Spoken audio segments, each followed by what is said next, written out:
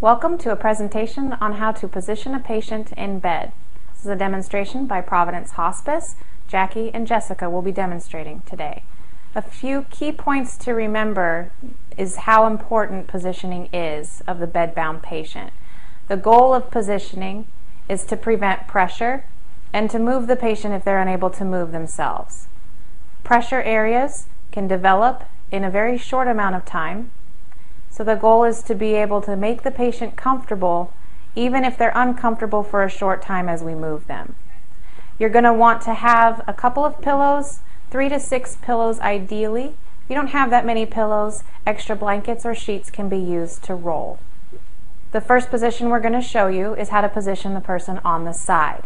It can be either side. The demonstration works the same way, keeping in mind that ideally, if you can reposition the patient even slightly, at least every 2 to 3 hours, you're going to have the best condition of the skin possible.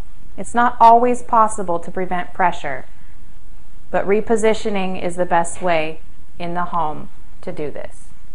As you can see, Jackie's using the draw sheet to pull the patient towards her, not grabbing onto the skin. You're using a pillow to fit snugly underneath the patient between her buttocks and the shoulders. This relieves pressure on the backside and the coccyx, which is a very common area of pressure.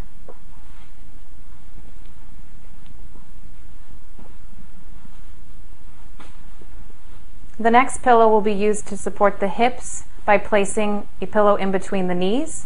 It also prevents the skin from touching on both knees. Pressure also occurs not only from bed to skin contact, but from skin to skin contact. A third pillow is used to prevent the contact on the bed. The other areas of pressure you want to make sure that you're monitoring are the elbows and the ears.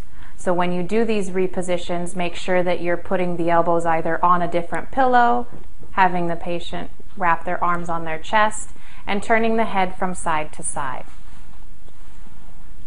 Sometimes a favorite blanket or a stuffed animal or a small pillow can be used to provide comfort. Next, we're going to demonstrate how to relieve pressure when the patient is positioned on their back. Again, if you can reposition every 2 to 3 hours, you're going to rotate positions from the right side to the left side to the back and rotate them throughout the day and night. If you notice the patient is groaning or exhibiting signs of pain, try to administer pain medication or comfort medication prior to turning.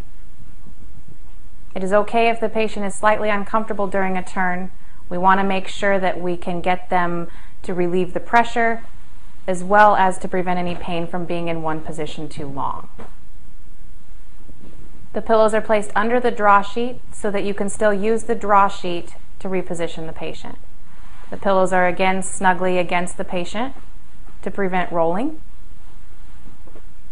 And this position props the hips up, relieving pressure on the coccyx, and also helps to reposition the shoulders. Another pillow is used to place under the heels. If the feet or legs are touching, either use another pillow or a rolled up towel to keep the legs separated. This position is a comfortable position for a couple of hours, but make sure that you're also checking in between that time to make sure that the pillows haven't shifted. So it's not always necessary to remove all of the pillows with every position change. Either if the patient doesn't tolerate it, or if you're just trying to make a slight adjustment, removal of 1 or 2 pillows is still considered a position change and will help to relieve pressure. Another key point in repositioning is to make sure that after the position change has been made, that the person is not laying directly on their shoulder. This is another pressure point, and it's also just uncomfortable to lay directly on a shoulder. So something as small as a little pillow underneath can reposition the shoulder off of the bed. This is also a good time to again make sure that the head has been repositioned so that there's not enough pressure on individual sides of the ears. If you have any questions about what you've just seen in this demonstration, please don't hesitate to contact your hospice care team.